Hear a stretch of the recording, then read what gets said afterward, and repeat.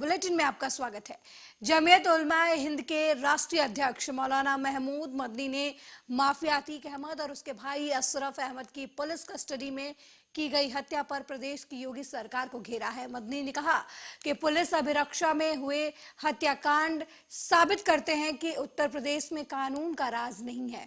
मौलाना महमूद मदनी ने जारी बयान में कहा कि प्रयागराज में जो हुआ वो शर्मनाक है और कानून व्यवस्था पर सवालिया निशान लगाने वाला है। देश में अगर कानून का राज नहीं होगा तो हर तरफ अराजकता फैल जाएगी और खून खराबे का राज कायम हो जाएगा। मौलाना मदनी ने कहा कि अगर कोई मुजरिम है तो उसके गुनाह और सजा का फैसला अदालत करती है। कानून हाथ में लेना चाहे पुलिस द्वारा हो या फिर जनता द्वारा, लोकतंत्र और संविधान का अपमान और आपराधिक कृत्य है।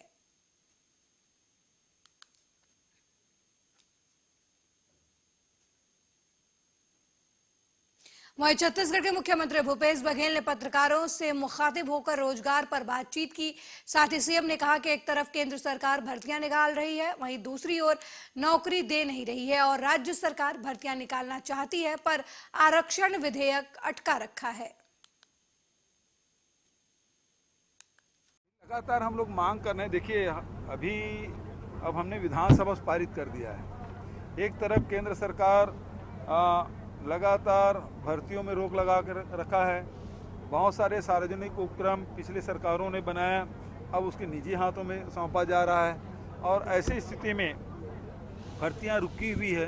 भारत सरकार नौकरी नहीं दे रही, सार्वजनिक उपक्रम बंद कर रहे हैं। राज्य सरकार भी भर्ती करना चाहते हैं तो आरक्षण बिल हमारा रोक दिया गया है और इससे यहाँ के जो हितग्राही हैं, नौजवान युवक युवती हैं, उसको बड़ा नुकसान हो रहा है। तो राज्यपाल से फिर से मैं आग्रह करूंगा कि उसे जल्दी फैसला करें, चाहे वापस करें विधानसभा को या फिर हस्ताक्षर करके दें। हम तो अपेक्षा करेंगे हस्ताक्षर करके दे दे, लेकिन अब नहीं कर रहे हैं। तो ऐसी स्थिति में मैंने कहा कि राज्यपाल के जो अधिकार, ये जो कितने समय तक रोक सकते हैं किसी बिल को, इसके मामले में तमिलनाडु के राज्य सरकार ने विधानसभा में एक प्रस्ताव पारित किया है और हम लोग नहीं चाहते कि इस प्रकार से कोई प्रस्ताव पारित करे, उसके पहले ही राज्यपाल उसमें हस्ताक्षर करके हमको सौंपे, ऐसा अपील करते हैं। उनको मौका नहीं मिलेगा।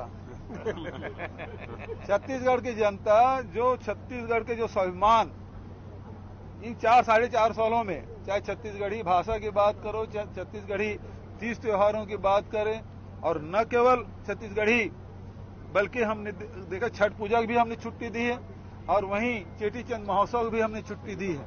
तो सभी समाजों को, सभी वर्गों को, ऐसा नहीं है कि हमने कहीं विभाजन किया हो। छत्तीसगढ़ में 2,85,00,000 लोग जो रहते हैं, उसके चाहे वो किसी धर्म के हों, किसी जाति के हों, उसके तीज त्योहार, रहन सहन, सबका सम्मान हमने किया है। ये लोग, इनके 2 ही काम हैं, धर्मांतरण और सांप्रदायिकता, 2 की मास्टरी है। तो हमारा काम जोड़ने का, हमारे काम खुशियां बांटने का है और हमने वो किया है। ऐसा कोई कार्यक्रम बता दीजिए सीएम हाउस में ना होता हो। सबको आमंत्रित करते हैं और सब अपने तीज त्योहार मनाते हैं वहां। कभी रमन सिंह के मुख्यमंत्री से दरवाजा खुला था कि मुख्यमंत्री निवास का? आज सभी वर्ग का कार्यक्रम वहां हो रहा है। तो सबको सम्मान देने का काम, और यही भाईचारा, प्रेम, यही भारत की पहचान है और छत्तीसगढ़ की विशेष पहचान है। शांति के टापू कहलाता है। भारतीय जनता पार्टी, आरएसएस, विश्व हिंदू परिषद, बजरंग दल कितना भी यहाँ नफरत फैलाने की कोशिश करें, वो सफल नहीं होंगे। बिल्कुल हटना चाहिए। भाई देखिए, छत्तीसगढ़ में 40% से अधिक गरीबी रेखा नीचे रहते हैं। ये रमन सिंह की उपलब्धि है। यही आरबीआई की जो डिक्लेयर किया है, उसमें 40% लोग गरीबी रेखा नीचे रहते हैं। तो और फिर 44% हमारे जंगल है, 32% आदिवासी हैं, 13% से अधिक हमारे अनुसूचित जाति के लोग हैं, 42-43% हमारे पिछड़े वर्ग के लोग रहते हैं। तो ऐसे में ये 50% का जो कैप लगाया है, उसे हटाना जाना चाहिए। ईडब्ल्यूएस की बात है तो हम बिल्कुल स्वीकार करते हैं। हमने हेड काउंट कराया और उसमें 4% उनको भी दिया है।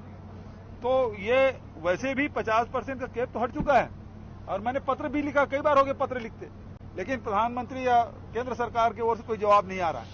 कोई अपराध नहीं है। मैं कहां बोल रहा हूं? मैं ये बात बोल रहा हूं, ये कहते हैं कि धर्मांतरण ज्यादा हुआ। तो मैं ये कहता हूं कि मान लो सिख समाज के हैं, पहले गुरुद्वारा बनेगा, पहले सिख समाज के लोग पहले जाएंगे, सिख समाज के लोग पहले जाएंगे, उसके बाद गुरुद्वारा बनेगा। ठीक है, पंडित जी हमारे खड़े हैं, पहले पंडित जी लोग जाएंगे, हिंदू समाज जाएगा, उसके बाद मंदिर बनेगा। मंदिर पहले बनता फिर हिंदू समाज जाते हैं, ऐसा नहीं होता ना। आज तक क्या होता है, जब कोई समाज के लोग वहां निवास करते हैं, जैसे हमारे सतनामी भाई रहेंगे तो तब तो वहां जय स्तंभ बनेगा, जय खाम तब बनता है ना जब वहां उस वर्ग के लोग निवास करते हैं। मेरा केवल इतना ही कहना है कि भारतीय जनता पार्टी के शासन काल में सबसे ज्यादा चर्च बने। आज तक भारतीय जनता पार्टी ने इसका खंडन नहीं किया है।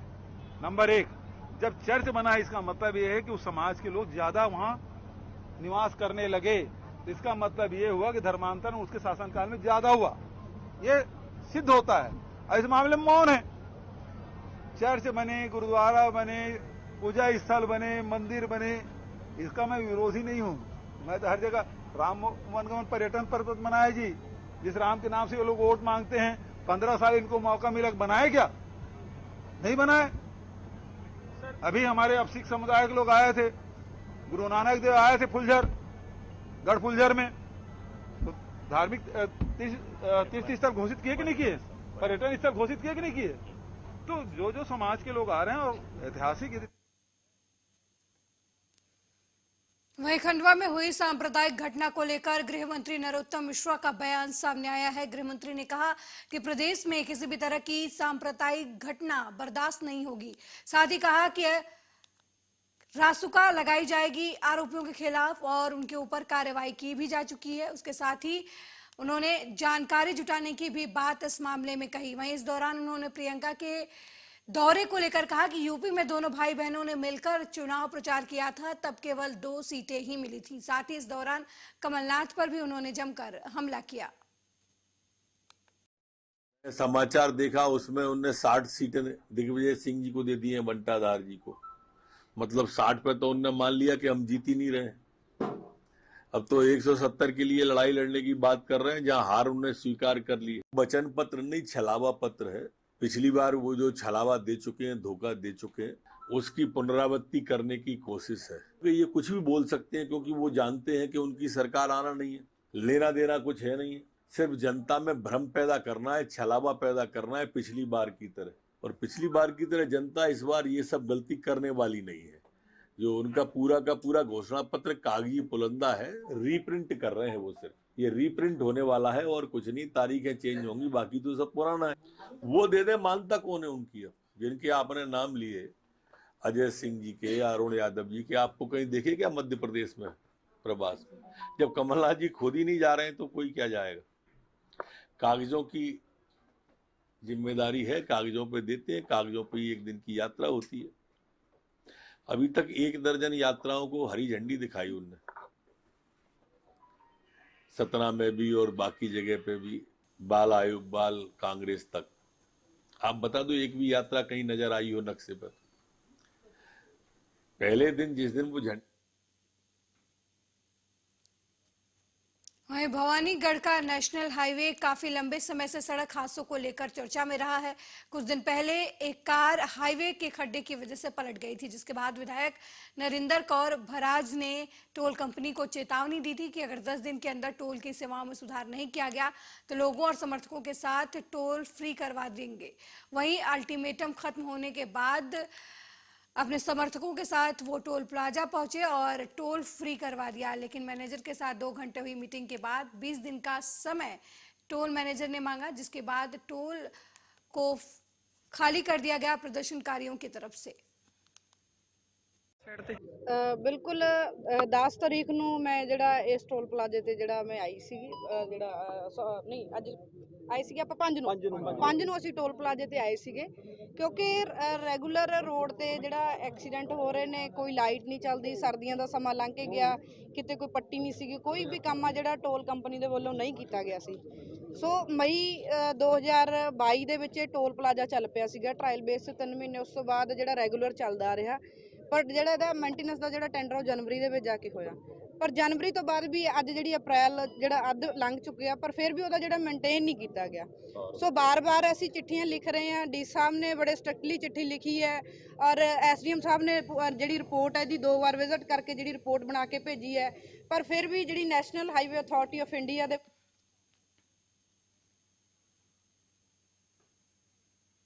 वहीं रेहटी में क्षेत्र के किसानों ने मिलकर तहसीलदार जयपाल सिंह उइके को ज्ञापन सौंपा। किसानों का कहना है कि बाईपास रोड में कम मुआवजा मिल रहा है। खडली, ककरदा, नया गांव, मकोरिया, इटारसी, पान गुराडिया, दीपाखेड़ा के किसानों को 7 लाख एकड़ का मुआवजा दिया जा रहा है, जबकि पास में लगे इटावा के किसानों को 30 लाख का मुआवजा दिया जा रहा है। और बाईपास रोड में किसानों की जो भूमि निकली है वो आज तक किसानों को नहीं बताई गई है, उनकी सीमा कहां से है, जिसके कारण किसानों ने मूंग की फसल बो दी।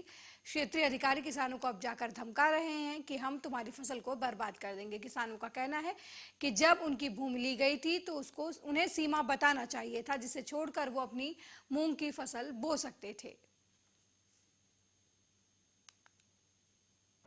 हम साहब समस्त किसानगण मुख्यमंत्री श्रीमान मुख्यमंत्री जी के उसमें ज्ञापन देने के लिए आए हैं। हम किसानों की ज़मीनें क्या है अधिग्रहण में की जा रही है रोड में, उसमें हम लोग ककरदा के किसान हैं, नया गांव के किसान हैं, उसके बाद में दीपाखेड़ा है, ओंडिया, पान गोड़ाड़िया, नक्ती तलाई। हम लोगों को क्या है कि पूर्व में अभी बताया भी नहीं गया था शासन के द्वारा कि आपकी ज़मीन को अधिग्रहण किया जाएगा। अभी हमने वर्तमान ग्रीष्मकालीन मूंग भी वो रखा है और उसमें क्या है कि उसको मूंग को हटाने की बात की जा रही है। तो और हमारे को क्या है कि रेट भी उसका मुआवजे के हमारे को रेट सरकारी रेट हमारा बहुत कम है, 3.5 लाख रुपए एकड़ के हिसाब से हमको रेट दिया जा रहा है। अन्य जगह हमारे से आधा किलोमीटर बगल में इटावा लगा हुआ है, वहाँ पे लोगों को 40 से मतलब 15 से 16 लाख रुपए एकड़ के हिसाब से वहाँ का रेट है। हमारा रेट बढ़ा के दिया जाए हम लोगों को।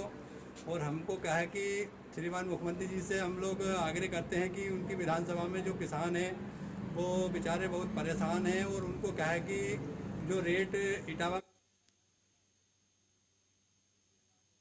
अगली खबर छत्तीसगढ़ के बीजापुर से है, जहां पुलिस ने ऐसे माओवादियों को पकड़ा है जिन्होंने आईईडी प्लांट किया था। दरअसल 17 अप्रैल को बड़े तुंगाली में माओवादियों की उपस्थिति की सूचना पर डीआरजी बीजापुर की टीम रवाना हुई थी। इस दौरान पुलिस और माओवादियों के बीच मुठभेड़ हो गई थी और पुलिस ने फायरिंग रुकने पर सर्चिंग के दौरान आईईडी बरामद किया था।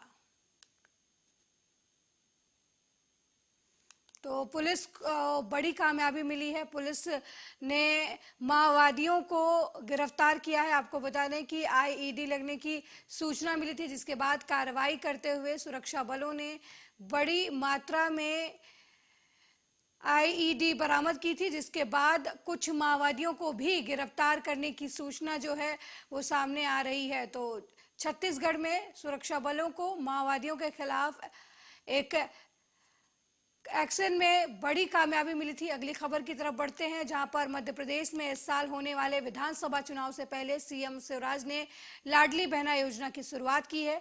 ये योजना सीएम की महत्वाकांक्षी योजनाओं में से एक है। पूरे मध्य प्रदेश सहित झाबुआ अंचल के शहरी और ग्रामीण क्षेत्रों में योजना की शुरुआत को लेकर महिलाओं में काफी उत्साह है। झाबुआ शहर की सीमा पोरवाल ग्रामीण एरिया की कुसुमलता रेखा और अन्य महिलाओं ने खुशी जाहिर करते हुए कहा कि गरीब महिलाएं सीएम शिवराज के विशेष ध्यान रखते हैं। सीएम शिवराज हमारे भाई हैं और उन्होंने प्रदेश की महिला बेटियों की जिंदगी बदलने का काम किया है। लाडली बहना योजना से हमारी आर्थिक स्थिति में सुधार होगा। इस योजना के लिए हम सीएम को धन्यवाद देते हैं।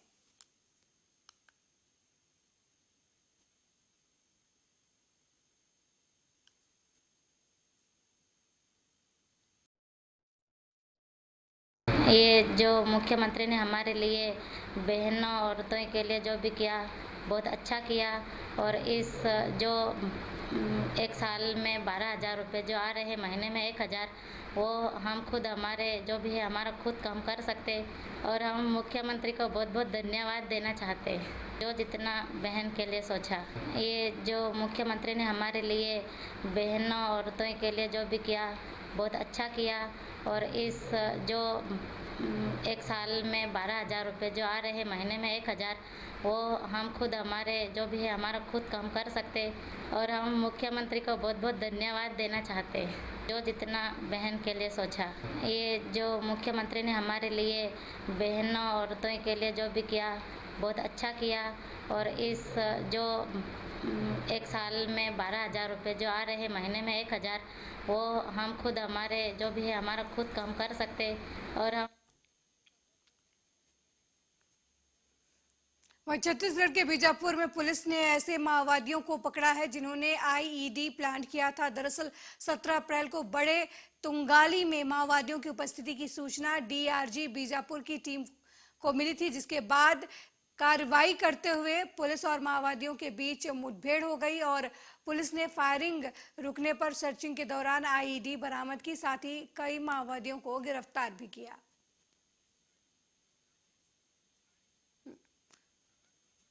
और इस खबर पर ज्यादा जानकारी के लिए हमारे संवाददाता राजेश झाड़ी बीजापुर से फोन लाइन पर जुड़ गए हैं। राजेश, पुलिस को बड़ी कामयाबी मिली है, माओवादी गिरफ्तार किए गए हैं, आईईडी भी बरामद की गई है, क्या है पूरी खबर, डिटेल में बताएं। जी, कल बीजापुर जिले के बड़े तुंगाली में माओवादियों की उपस्थिति की सूचना पर डीआरजी बीजापुर की टीम रवाना हुई थी। जी। पुलिस और माओवादियों के बीच मुठभेड़ के बाद फायरिंग रुकने के पर सर्चिंग के दौरान माओवादियों द्वारा प्लांट किया गया आईडी बरामद हुई। जी।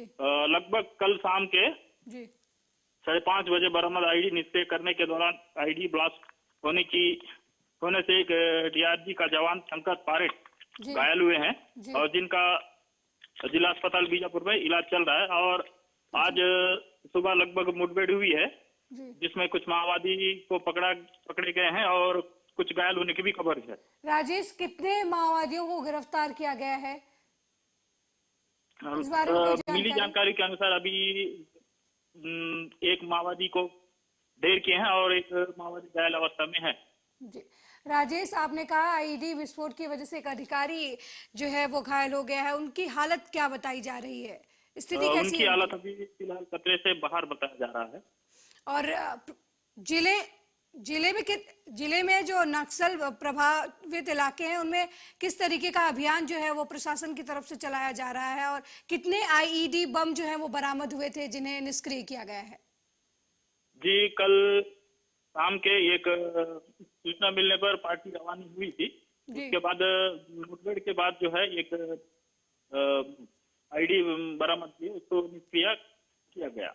जी, बहुत बहुत धन्यवाद राजेश इस खबर पर जानकारी देने के लिए।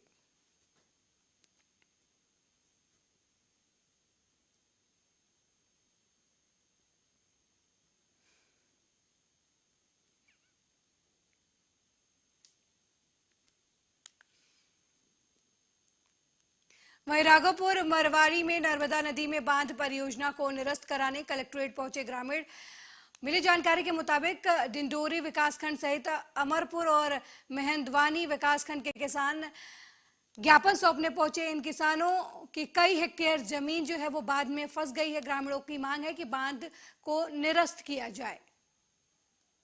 नर्मदा घाटी प्राधिकरण के द्वारा जबरन यहाँ पर जबरदस्ती बांध का निर्माण किया जा रहा है। राघोपुर मरवाड़ी नर्मदा को बांधा जा रहा है, जिसके विरोध में 48 गांव के जनमानस कलेक्ट्रेट परिसर में महामहिम राज्यपाल को नाम से द्वारा कलेक्टर को आज ज्ञापन सौंपा गया है, जिसकी विरोध पुरजोर से की जाएगी। और आदिवासियों को लगातार मध्य प्रदेश की सरकार ने उजाड़ने का काम कर रही है, जिसमें सम्मिलित हमारी डिंडोरी जिले में लगभग अभी मैं काफ़ी लंबे समय से देख रहा हूँ कि यहाँ आदिवासियों को उजाड़ने का काम कर रही है और 4-5 बांध का निर्माण यहाँ पर चरम सीमा से तनाकसी के साथ, अभद्रता के साथ यहाँ पर आदिवासियों के साथ में अन्याय हो रही है, जिसको लेकर हम आंदोलन आगे और बढ़ाएं।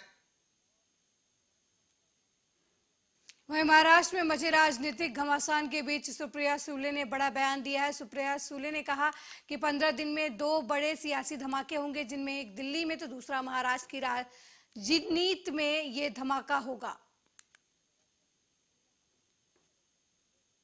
नाही राज्यात नाही, दिल्लीला आणि एक दिल्लीत आणि एक राज्यात 2 होणार असं म्हणाले। काय होणार आहे तुम्हाला माहिती आहे? मी वास्तव तेच जगते, त्यामुळे मला आजचं तुम्ही विचारलं तर सांगू शकते, 15 दिवसाचं मला खरंच माहिती नहीं रजत नहीं, दिल्ली।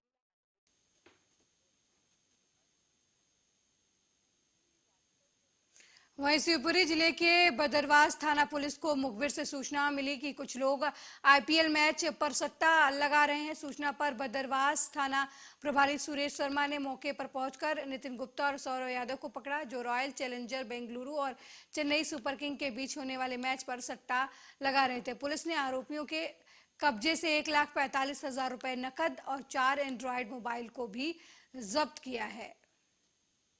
आज जरिए मुकुट द्वारा सूचना प्राप्त हुई कि आईपीएल जो मैच चल रहे हैं उन पर नितिन जैन और सौरभ यादव अपनी दुकान पर लोगों की आईडी बनाकर आईपीएल पर सट्टा लगा रहा है। उक्त सूचना पर दबिश दी गई तो आरोपी नितिन के कब्जे से 1,42,000 रुपये नकद तथा 3 एंड्रॉयड मोबाइल जिनमें आईडी बनाकर लोगों से सट्टा खिला रहा था। इसी प्रकार आरोपी सौरभ यादव के कब्जे से 3,000 रुपये नकद तथा 1 एंड्रॉयड मोबाइल था, जिससे वह लोगों की आईडी बनाकर लोगों से पैसे लेकर हार जीत का दाव लगाकर सट्टा खिला रहा था। दोनों आरोपियों को विरुद्ध धारा 4 का अधिनियम का कायम किया गया है तथा अन्य आरोपियों के संबंध में पूछताछ की जा रही है। आज जरिए मुकुट द्वारा सूचना प्राप्त हुई कि आईपीएल जो मैच चल रहे हैं उन पर नितिन जैन और सौरभ यादव। मेरे साथ इस बुलेटिन में फिलहाल इतना ही। देश दुनिया की तमाम खबरों को देखने के लिए